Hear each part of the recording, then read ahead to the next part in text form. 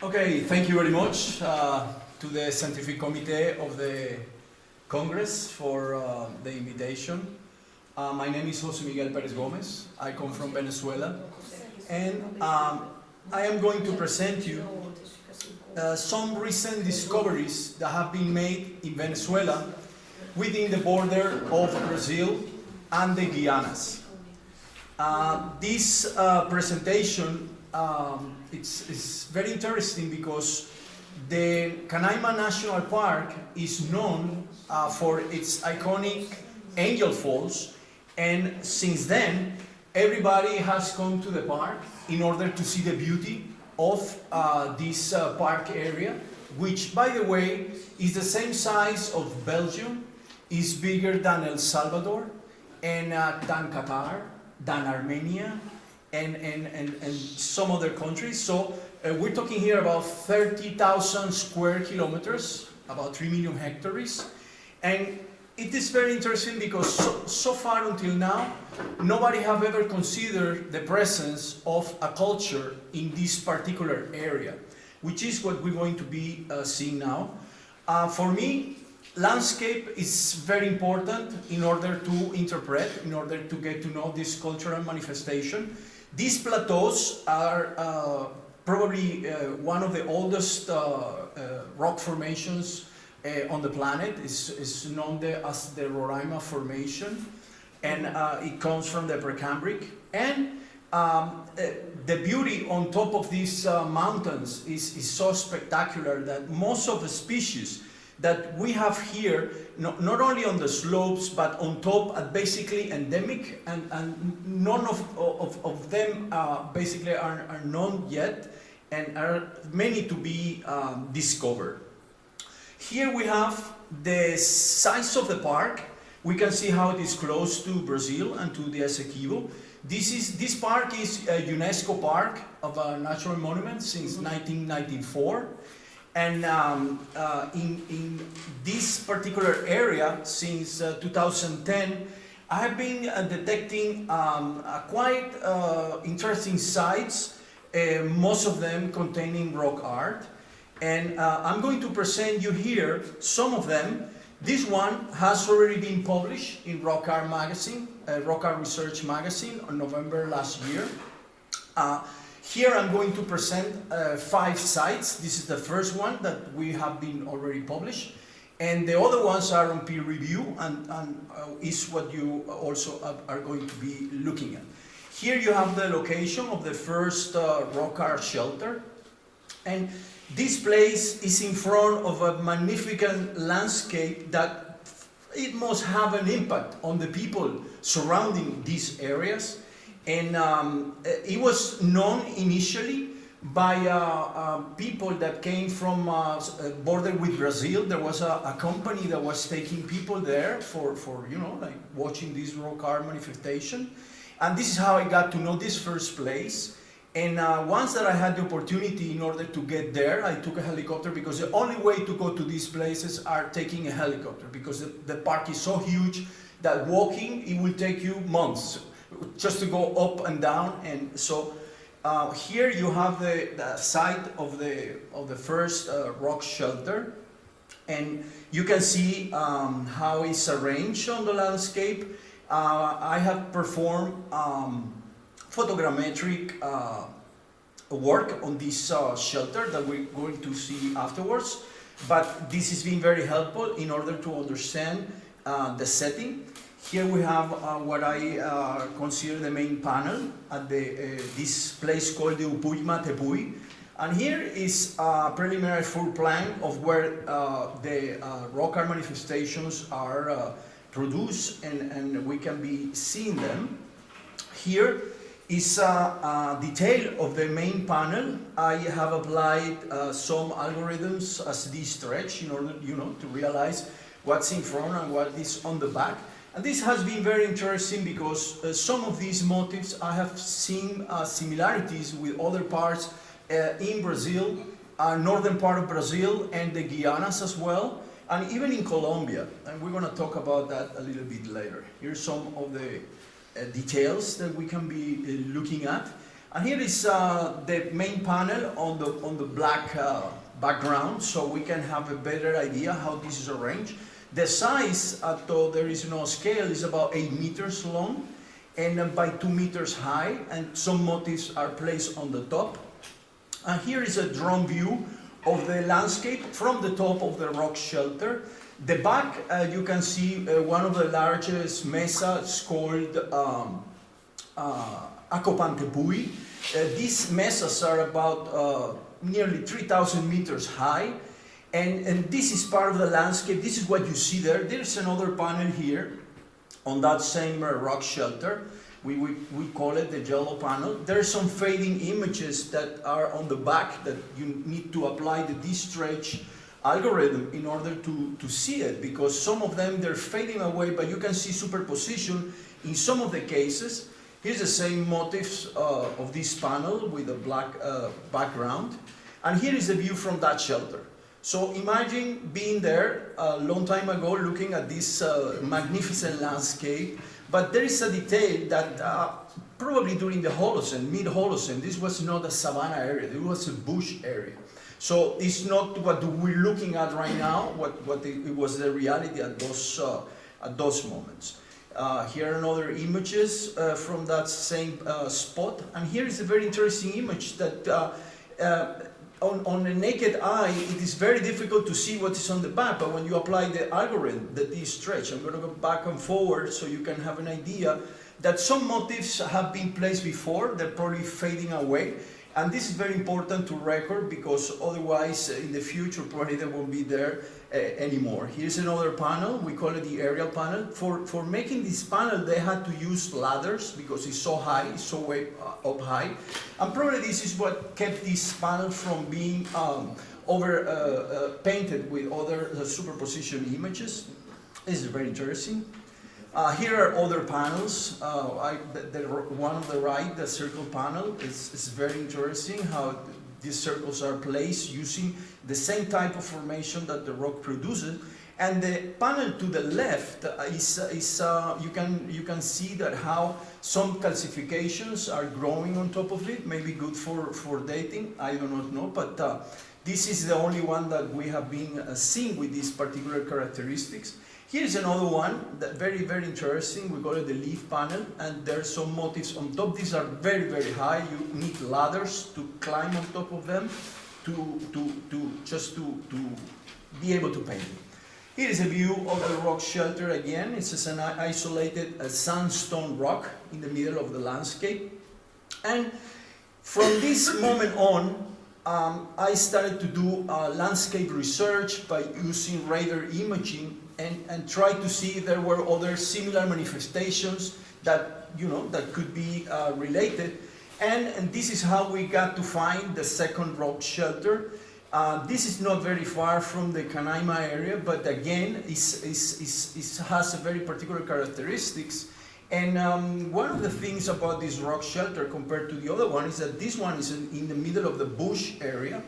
Again, the only way to get to this place is with a helicopter. You need a helicopter. I had to clear this particular area so I could bring all my equipment and the people that was able to help me in order to take a look at this shelter. And it's on the slope of this small tepui. It's called the Kusari-tepui. And here is some of the particular vegetation's characteristics that you can see. And here is the rock shelter from air. I saw 4 rock shelters from air, but I only explored one. This is the only one that I was able to explore. I walked to it, and I had this feeling that probably had the same conditions as the other one. And boom, when I got there, this is what I found. I found more paints on the wall. And this really blew my mind because I really wasn't expecting it.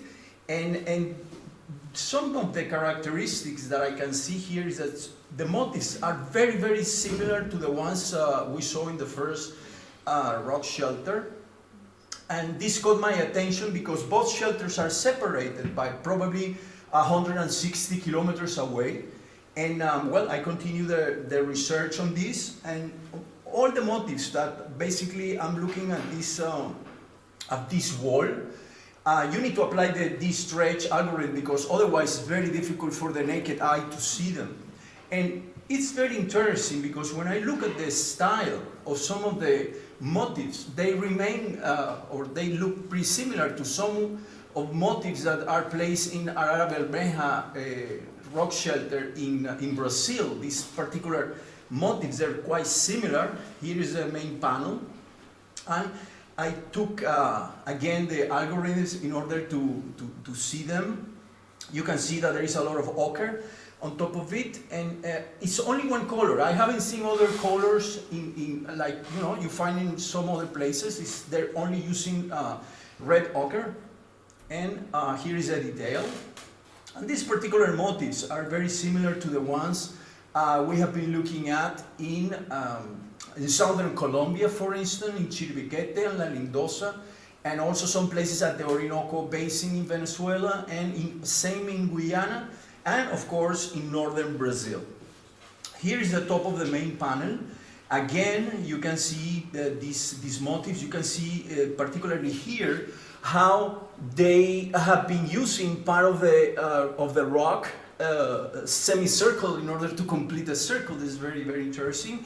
And some motifs over there, the ones on top of the right, they particularly seems to be from a different period. But this is what you look at it right now. And this motif, very, very close, similar to the one we saw before that we applied the algorithm in the Upuigma-tepui. These ones are on top of the roof. I mean, you need to look up in order to see them, and they're very high away. They're nearly 8 to 9 meters high. And again, with this particular square symbol, you have to look up in the same way that you have to look in the first rock shelter. They're very, very similar. Here, as I went to explore the shelter, I found a crack. This crack that you can see on the left over here, I entered there. It was very, very narrow, but when I got inside, I had to turn on my light because you can see this with a single bare eye. So when the people performed this object, they had to burn something. I mean, they had to have light inside this crack in order to produce it. Here is the symbol with this stretch algorithm. You can see a crack, how some calcification is growing after the sign was produced. And this is very interesting. Here is another panel. I had to construct myself a ladder in order to look at most of them because it's very, very difficult. I had a drone with me, but still, you know, I wanted to have a closer look. And again, these motifs are very similar to the ones you see in Ariwe-merú, the ones you see in Chiribiquete, the ones you see in Lindosa. But there is a particular thing about this. They're very crude. They're not so stylistic performed. So this is something very, very rough that is calling my attention. And here is a preliminary floor plan of the Kusari rock shelter. This is not as good as I would like to be. Probably next time I will go there, I will take a LiDAR with me, put it on a drone in order to see better the whole rock shelter.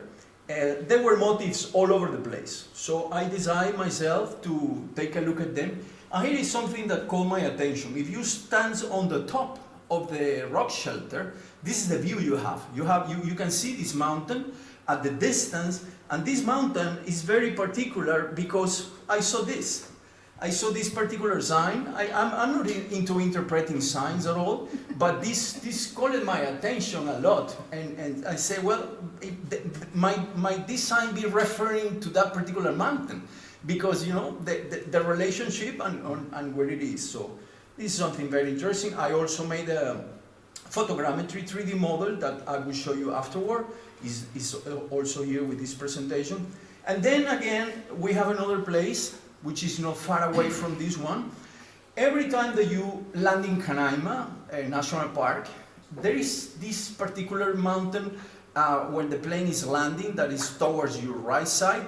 And after I saw this place and I started to find out all these places, you know, I had the idea that this cliff that you see on the right side, it must have something, because if I wanted to make some representation, that would be a perfect place, and of course it's in the middle of the Canaima village.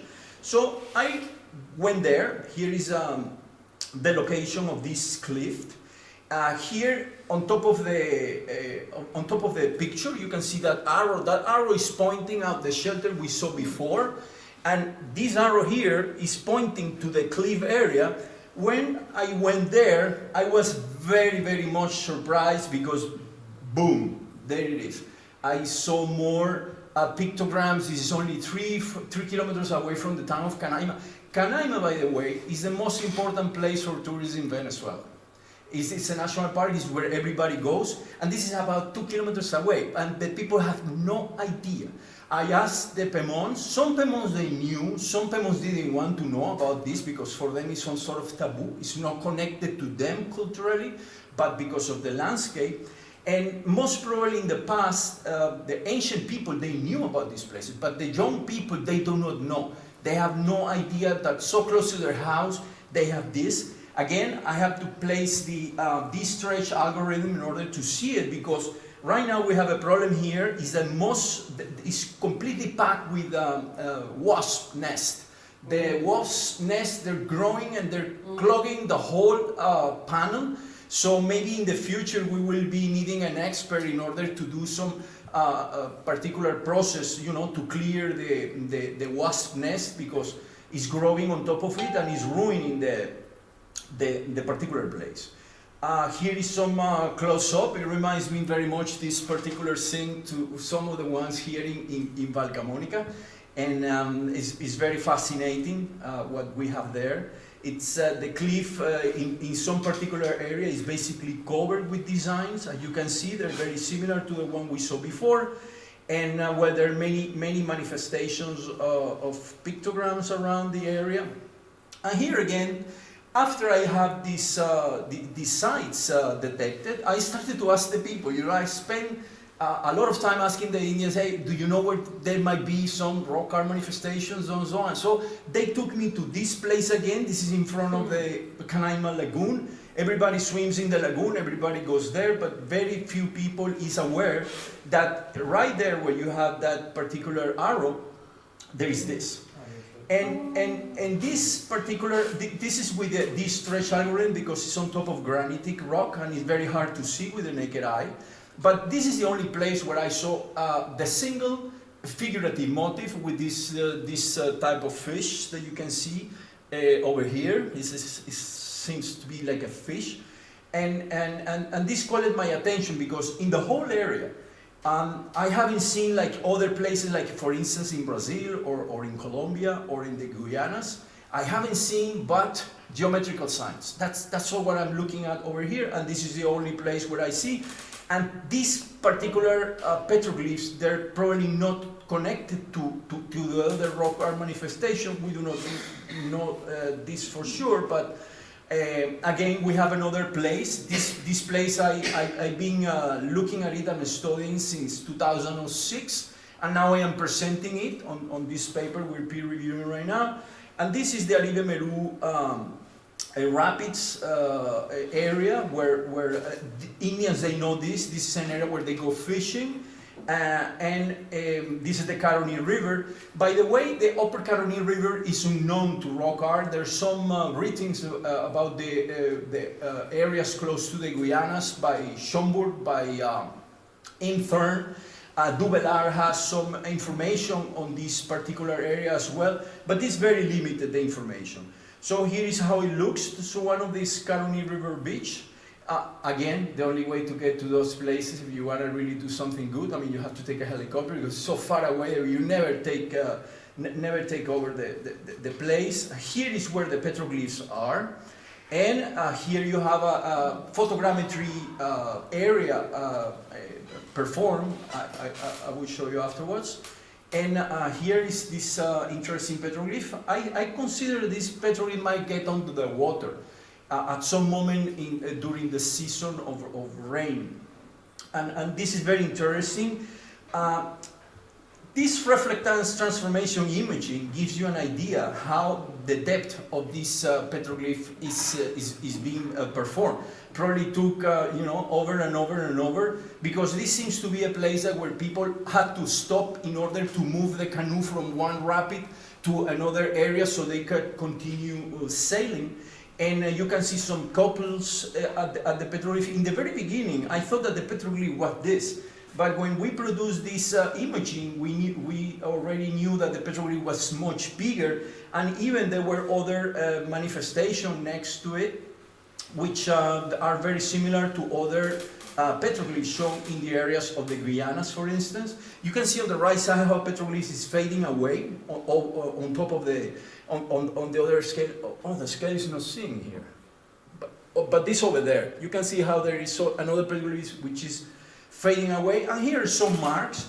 And this again caught my attention because, for instance, the letter A was remaining me very much to the same particular scalariform sign that I was looking at the other rock shelters, and this was very, very interesting because it was making match, and probably those people somehow they were related.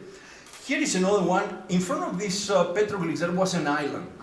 And so I asked myself, there might be petroglyphs on the island. So once again, I took the helicopter, I went to the island, and boom, I found this sort of a snake or a fish that somehow it's being used, the rock, to represent this huge snake. And this is very interesting because when the Guri Dam was built, about the beginning of and mid of 60s and was floated, many petroglyphs remained under the water. Some of them they were saved and they were put away, and now those petroglyphs are in a museum in Caracas. But now we can connect them because this particular symbol that presents the eye is similar to the ones we have in Caracas. So now we are giving context to the ones that are in Caracas. And of course, they belong to this particular area of the Canaima area. So what do we learn about this, what we're looking at? As you can see, we have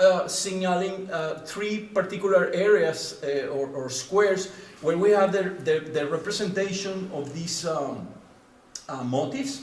And when you compare to the rest of the region, I mean, it's not difficult to make similarities with the ones in Serranía de la Lindosa, Chiliquete, Sinaruco in the Orinoco, Galeras de Cueva del Elefante also, and Arara Bermeja in Brazil. Even Monte Alegre in Brazil have representation that calls you to the same type of symbolism that we're looking at. So I haven't presented here the elliptics. And this is because we're still studying it. But all the pictograms area that we have been looking at, they're all related to lithics. When you walk, you have to be very careful because you're stepping on top of debitage, you're stepping on top of arrow points and a lot of material, even ceramics. So this is telling us that perhaps we have an epicenter of a cultural manifestation in this particular area of Canaima that is connected, and probably from here these people not only stay, because we have been looking not only arrow points this size for hunting like big animals, but also small ones, and on top of that we are looking also to a lithic connected to horticulturalist activities, and then on top of that we're looking ceramics. So we're looking probably a culture that has come from the northern Venezuela area and stay there for a while, evolved there, you know, made their life in this particular environment, and somehow at some moment they disperse. And this is something that we're still working on, and we probably will be the need of experts to continue these studies, but this is what we have right now. And here, let me see if I can show you some of the. So this, we can go into this because we have produced this this 3D, and they're available right now. Maybe when this presentation is over, we can have the links being shared, so we can explore this.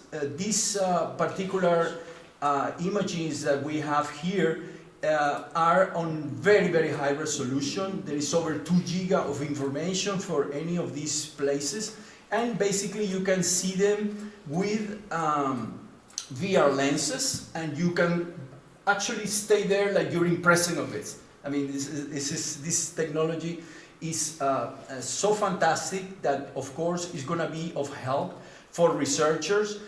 This particular area that we're looking over here has also rock paints that we haven't seen yet because we haven't climbed, but we know they're there. And this will be very useful for a museum, virtual museum that we might be performing in the very near future. Let me show you something here with the Ariwe-merú, so you can have an idea that we haven't been losing our time. The Venezuelans are, you know, working hard and you know, showing this to the world in order to call their attention, because we want these manifestations to get to know with people and be shared and probably to try to understand not only what's going on in Venezuela, but also what's going on in the Guianas, what's going on in the northern Brazil, because we're looking at the same type of manifestation. So with this, I want to thank you very much for your time, for your help, and for inviting us to this nice presentation. Thank you very much.